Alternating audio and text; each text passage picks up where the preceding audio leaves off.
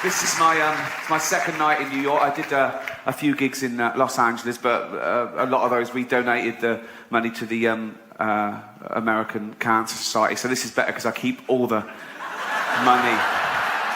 So, but we did raise thousands of dollars or hundreds of pounds, whichever way. What's it like being a third world country? Oh dear. I know what you're thinking straight away. Ricky Gervais, are you still doing stuff for charity? Shut up. No, don't. What? I do too much. No, I don't. What? How much did I raise for cancer alone last year? It doesn't matter. Why is it? What? Give us a ballpark figure. Millions. Millions. And they are welcome to it. But I will say this, if I ever get cancer myself, I'm going to walk into the nearest hospital and go, right, I paid for that machine. Get that little bald fucker off it. Talking of little bald fuckers, I did the teenage cancer gig last year. What? At the Royal Albert Hall. I'd done it before, I did it in 2006, but they called again last year. We're still ill. Okay, man. You lasted. No, it's a great gig, and the teenagers with cancer getting free and everything. That's the sort of guy I am. And they sit in the front row. Oh, lucky little. And they get to come backstage afterwards and meet me. What a treat that is for them. So much better than going to Disney World, where the rides can make you sick if you're in that state. So meeting me, it's thumbs up. So. And I was doing the gig this last time, and I looked down and I recognised one of them. I thought, oh yeah, he came backstage 2 years ago. He was telling me about his illness, and I signed some stuff for him, and he said, oh, he just turned 18 and how hard it was. And I was thinking, well, that was 2 years ago. So now he must be, how the fuck is he still a teenager? Lying little shit. He wasn't lying about the cancer. He was riddled with it. It hurt him to laugh, but he shouldn't...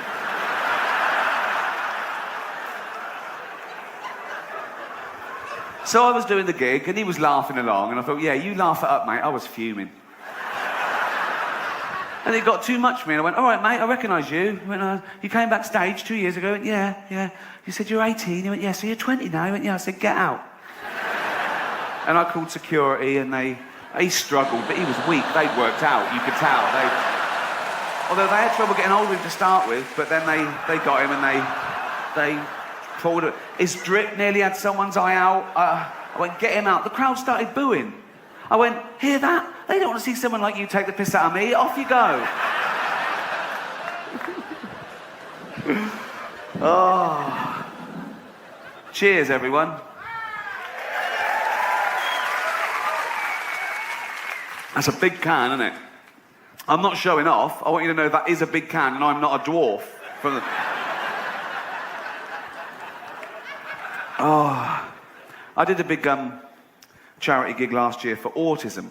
And like most people, my only experience of autism until recently was Dustin Hoffman's brilliant portrayal in Rain Man. But I've just got this new house in London, and the neighbours were coming round and going, oh, yeah, hi, poking their noses in, basically.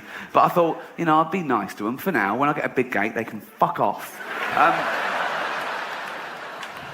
One couple, they've got an autistic son. And the mother was talking to me and said, oh, this is Douglas, he's 17, and he never goes out because he hasn't got any friends. So I thought, right, okay, this is where I can show him that, you know, I'm a rich, handsome man off the telly, but I've also got a heart of gold. And I said, oh, I'll take him out. I went, really? I went, yeah. So I went back on the Saturday, true, and she said, oh, he loves the zoo.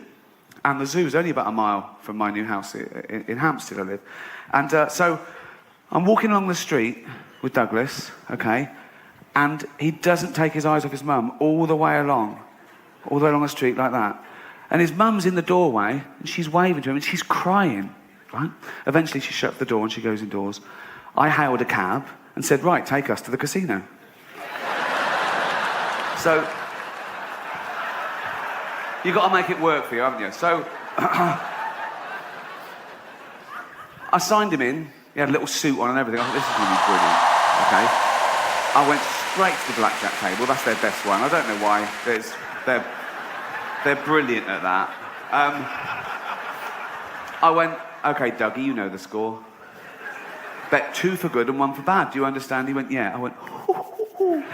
So I was betting. I was about £1,000 down in half an hour. Do that thing. Count the cards. Do that thing. Tell me when there's a good card coming. Tell me bet 2 for good. Do you understand? He went, yeah. So I was another £1,000 down. I thought, what sort of an autistic... So I was confused. I threw some toothpicks on the carpet. I said, how many? He went, I don't know. I said, there's 7. I can see there's 7 from here. Oh. Wow. Why did I get that one? So I took him back home and I said to the mother, there's been a mistake. He walks like Rain Man, but he's got none of that clever shit. I know it's wrong. But I don't want to talk about it, but I do an awful lot for charity. But I think some causes are more worthy than others. Joking aside, obviously cancer is a very worthy cause, autism's a very worthy cause. But I got asked to do a benefit gig recently for sufferers of obesity. What?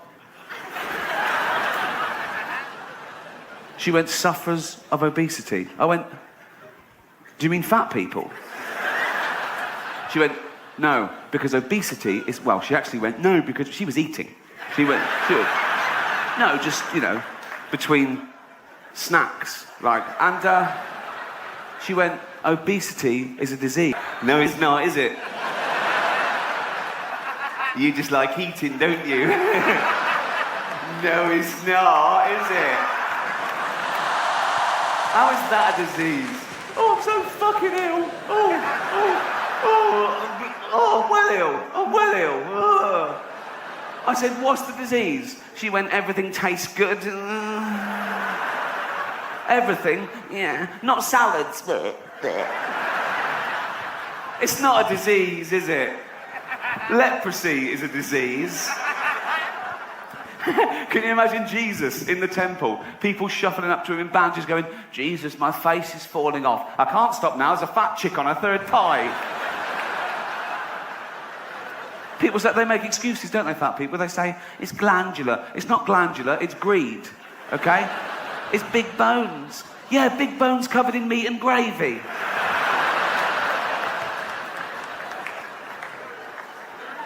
They complain, and it's their own fault. Oh, I'm getting fat. Oh, look, I'm getting fat. Oh, aeroplane seats. They're not big enough for someone like me. They're not. Because if they were, we'd only get 12 fucking people on the plane. It's not fair. It is fair. That's what does it. And if we're talking about fairness and aeroplanes, why is it I get the same luggage allowance as a guy who's 400 pounds? We're both allowed to carry on 32 kilograms to the plane. I want to go, no, he used up his 32 kilograms on his tits.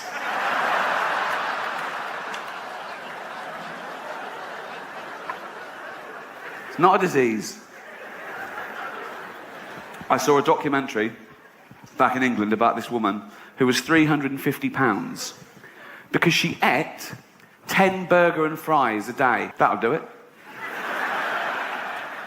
10 separate meals of burger and fries. 10 separate trips to McDonald's, right? In a cab. Oh, didn't even walk that. Wasted calories, okay? So, to stop her eating these meals, they wired her jaw together. So she liquidized 10 burger and fries a day. Now she's on burger smoothies. Now she's not even chewing. That used up 3 calories. So lo and behold, she gets fatter. So they admitted her to have that thing done where you staple your stomach together. And she's sitting there in hospital, looking all depressed. You can't eat for an hour before an operation, can you? Lank hair, smock. Christ knows where they got that, right? And she said, it's a really dangerous procedure, but it's the only option left.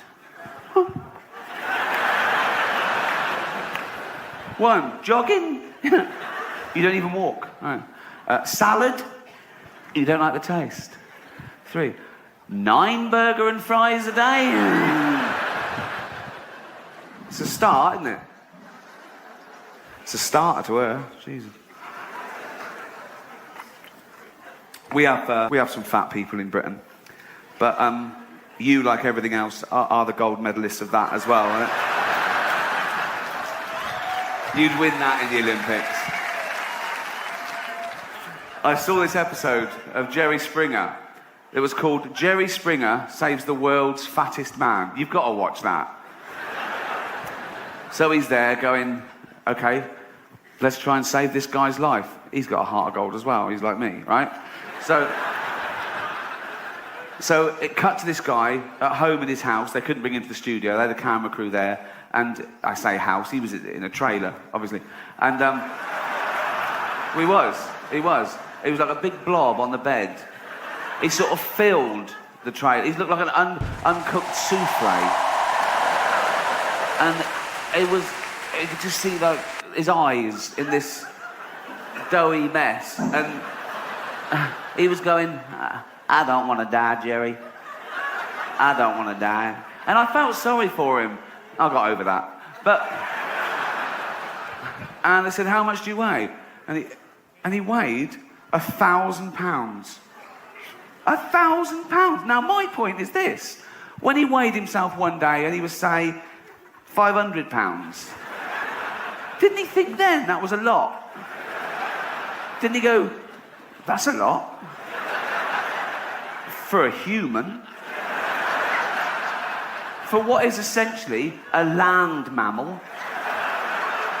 That's a lot. I'm not having a go. I'm a little bit overweight myself. The other night someone shouted, no shit. I thought it could be that. Wouldn't that be great? You go to the doctor, he goes, no, you're not overweight, you're just constipated. Woohoo! Start again. I'll tell you quickly, I had to go to the doctor for this tour, for this medical, I say tour, it's LA and New York, they're the main two, I didn't do the middle bit. Nothing wrong with the middle bit, if you're watching the DVD. I love the middle bit. I love the middle bit. I love all of America. I do. I do. I've got a film coming out. Now listen. No, I had to have a medical, and I've had medicals before for TV shows, and they check your pulse and go, fine, you're not going to die in the next 6 weeks, go ahead. But went along to Harley Street, and he said, oh, it's a bit more thorough than usual because it's, it's a high insurance.